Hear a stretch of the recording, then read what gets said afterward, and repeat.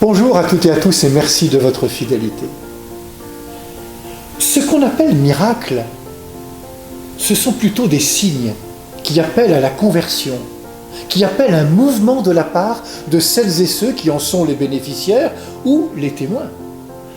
Ces miracles sont le signe de la présence aimante du Seigneur au cœur de la vie et de la vie souvent touchée par la maladie, l'exclusion, le rejet. Un signe n'oblige pas, il invite à l'accueil d'une nouveauté, celle de l'amour de Dieu, d'une proximité de l'amour de Dieu. Ce que Jésus déplore avec beaucoup de force, c'est l'indifférence. Malheureuse es-tu. Malheureuse parce que ces populations auxquelles il s'adresse passent à côté de ce que Dieu vient offrir et révéler à l'humanité.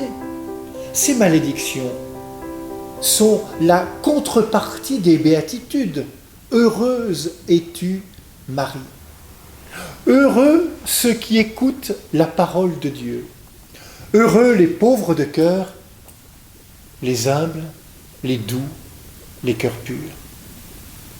Nous découvrons dans les évangiles que bien souvent, ce sont en effet les plus petits, les plus pauvres, les plus humbles, les plus marqués dans leur histoire et dans leur chair, qui accueillent le Seigneur Jésus. Il y a là de quoi méditer. Les villes qui ont eu l'occasion d'entendre Jésus et de le voir accomplir des signes semblent être restées à l'indifférence, alors que les villes païennes y ont été sensibles en se convertissant. Ce que Jésus essaye de dire, c'est qu'en restant indifférents à sa présence, nous passons à côté de la vie qu'il est venu apporter. Oui, il est venu pour qu'ils aient la vie et qu'ils l'aient en abondance. Sa parole et les signes qui l'accompagnent, c'est la vie du Seigneur.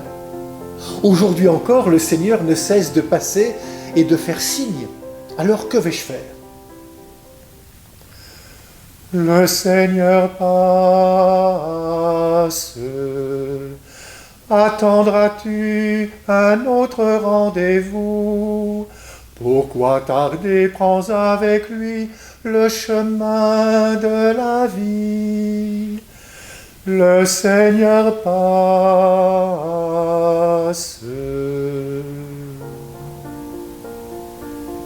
Quand il passera, oserons-nous ouvrir nos cœurs ? Bonne journée à toutes et à tous et merci de votre belle fidélité.